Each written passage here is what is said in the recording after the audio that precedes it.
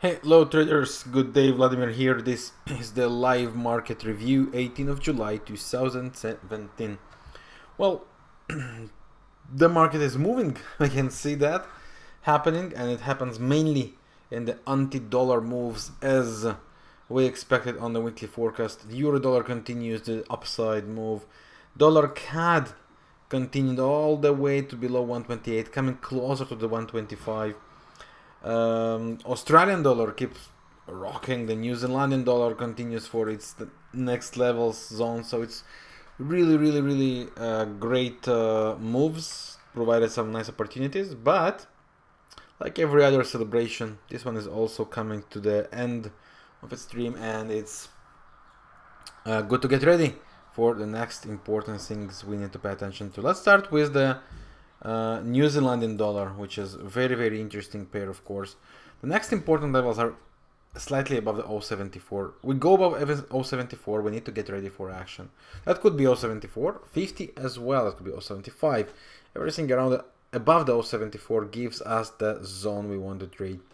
The next important days to pay attention for the sales, of course, went after the 22nd and the closer to the end of the months. Until then, stay bullish as explained on the weekly forecast.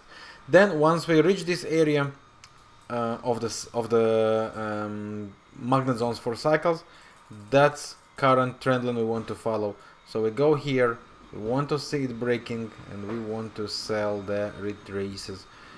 Okay, so keep an eye on that. It is going there, it's coming slowly but coming steadily, and it looks monster. Great opportunity. Euro dollar is the next one on the list, and it's also taking us all the way through the the levels we've been expecting. This is the current triple cycle this pair has. That's its little double cycle it has. This is the monster we're reapproaching. The divergence is there, forming beautifully. The weekly is coming to the top of this range, which is again a great opportunity, and the 4-hour chart slowly coming to the same places. So we stay long until we start to get slowing down by creating a false breaks. Okay, so we need 2 false breaks here, 1, 2 lower lows and sells. As long as it didn't happen, hold your horses, stay bullish. There's no reason why this pair would not try to cross 116 or maybe even higher. So don't force things to happen. It's a very common mistake to do. Don't do that. Pound dollar though still did not rally through the 132 level. So for us, 2 waves down and we are after buys. And we get the first one. If we get the second move down, we can look for the buy opportunities, of course, to 4. So something like that would be ideal for us. And the euro versus the pound, a pair I was after shorts, after 2 waves. Currently, not beautifully at all, but currently, that's the trend line we have, connecting this low, of course. It doesn't look too promising right now, but that's the last trend line. So what could happen here is we get a move down, we move up again, and then we reconnect this trend line, and with the breakout we look for sales. All that is relevant as long as we stay below this high, because if we break through this high, that simply means that our cycle is extended, and it means it was not ready yet. So it turns to be like a ranging, and one more high, which means we can go to 0.90 or so before turning down. So very careful here. Don't force things to happen. That's the importance of the 2 waves correction we need, and we got it right now. That was a triple cycle down. That was 2 wave correction. Now let's see what we get. Okay, don't force. That's, I guess I said not once, this is a very common mistake to force things to happen. Okay, euro versus the yen. As long as we hold this top, we are for sales. 4-hour chart making now 1-hour chart making now a beautiful after this triple cycle, 1, 2, 3, making now beautifully correcting to the upside. And currently we have this trend line to connect and wait for the breakout. Okay, or the big view like this for conservative. But what definitely could happen here is we get some kind of one more rally, and then we update the trend lines accordingly. I'm looking with this to sell with the breakouts. If we observe here, you see that slightly below 130, a classical day for top. 19 also, 19, 20, 21 have all the reasons to create this top. So that's the zone for us where we will be looking for the sells with the directions as explained. Trendline breakouts, retraces, and we get the signal. CAD franc, a pair that I expect to continue higher towards 0.77 or so, currently making a deeper correction down, but it doesn't change the plan. We still want to make a buy.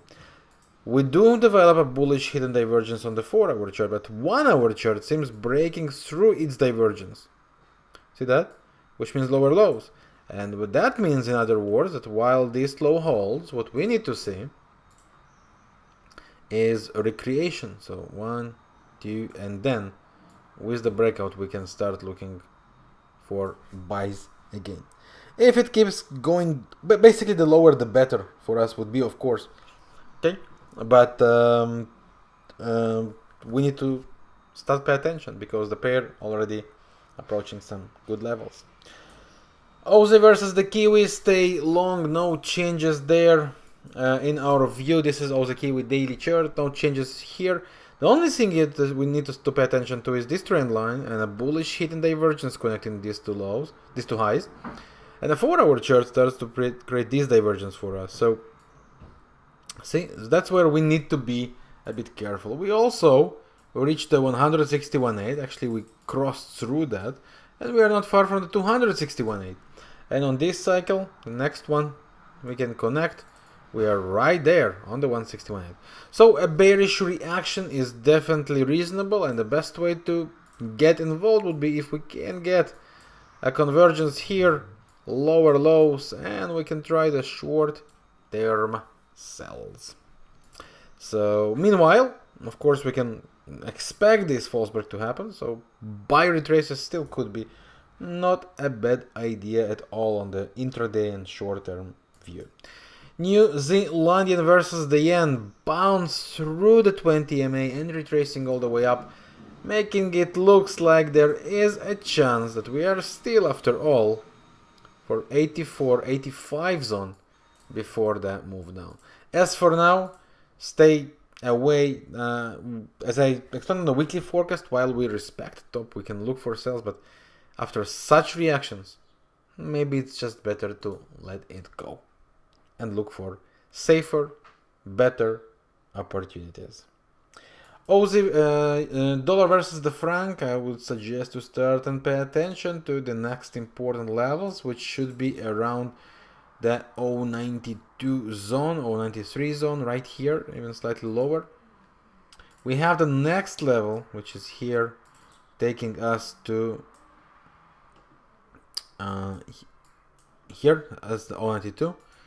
And we have the current level, current cycle here.